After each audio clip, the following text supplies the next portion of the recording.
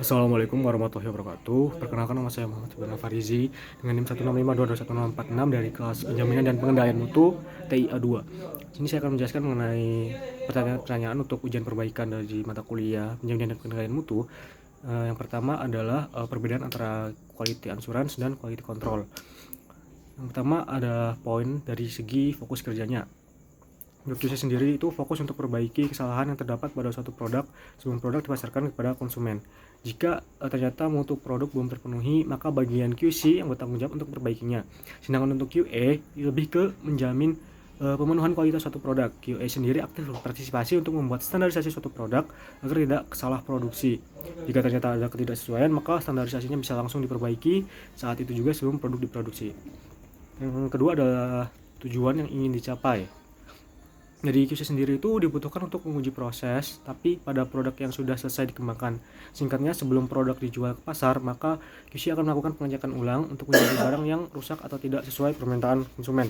Sedangkan tujuan dari QA sendiri itu sebenarnya hampir sama, yaitu melakukan pemeriksaan juga, tapi lebih ke proses pengembangan produk sebelum dicek oleh QC. Jadi QA akan melihat dulu apakah ada produk yang ukurannya tidak sesuai, potongan produk yang salah, dan pemakaian warna produk. Selanjutnya adalah kapan sih profesi QC dan QA itu dibutuhkan. Untuk QC sendiri biasanya dibutuhkan sudah proses produksi berlangsung. Jika memang terdapat ketidaksesuaian per produk, maka QC akan membuat laporan yang berhubungan dengan kesalahan tersebut. Sedangkan untuk QA itu lebih dibutuhkan sebelum proses produksi berlangsung.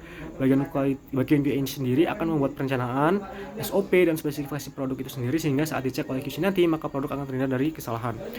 Selanjutnya ada untuk tempat bertugasnya. Untuk QC sendiri itu bertugas untuk memastikan kualitas, karena QC sendiri bertugas untuk memastikan kualitas, maka QC akan turun langsung untuk melakukan pemeriksaan. Jadi tempat kerjanya sendiri itu kalau tidak di pabrik ya di gudang tempat produk disimpan.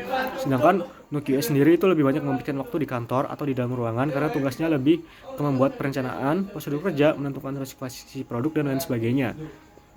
Kemudian adalah cara kerjanya. Untuk QC sendiri itu kan wajib tahu apa yang menjadi kesalahan dalam produksi produk, lalu memperbaikinya dengan peralatan dan sumber daya yang ada. Dengan demikian kualitas produk tetap terjaga.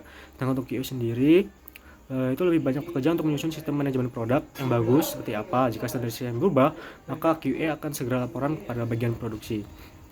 Kemudian untuk yang kedua adalah definisi dari continuous improvement serta contoh nyata bagaimana konsep ini diterapkan dalam satu pekerjaan. Untuk definisi sendiri, continuous improvement adalah sebuah pendekatan yang berfokus pada usaha yang terus-menerus untuk memperbaiki produk, layanan, atau proses dalam satu organisasi. Tujuannya adalah untuk mencapai peningkatan secara berkelanjutan dalam hal efisiensi, kualitas, dan kinerja. Untuk model prinsip ini sendiri itu ada 6 macam, ada PDCA, Kaizen, Six Sigma, Lean, dan Total Quality Management. Di sini saya mengambil contoh nyata dari metode PDCA. Metode ini tuh terdiri dari plan, do, check, and action. Yang pertama adalah plan, ada perencanaan termasuk mendefinisikan suatu tujuan, alat, sumber daya, dan langkah-langkah sebelum masuk ke produksi tertentu.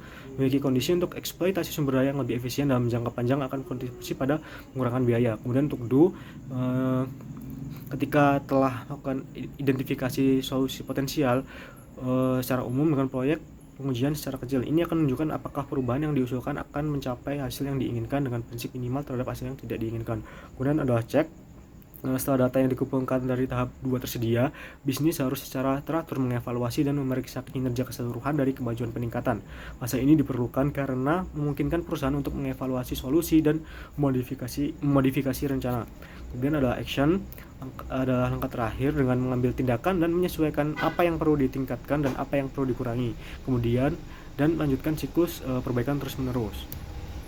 Untuk terakhir adalah pertanyaan yang ketiga, yakni 3 prinsip dasar dari sistem manajemen mutu ISO 9001/2015. Yang pertama adalah fokus pada pelanggan. Prinsip ini menekankan pentingnya memahami dan memenuhi kebutuhan serta harapan pelanggan. Organisasi harus berusaha untuk melampaui harapan pelanggan dengan memberikan produk dan layanan yang berkualitas tinggi. Kemudian adalah kepemimpinan. Kepemimpinan yang efektif sangat penting dalam membangun dan memelihara SMM yang sukses.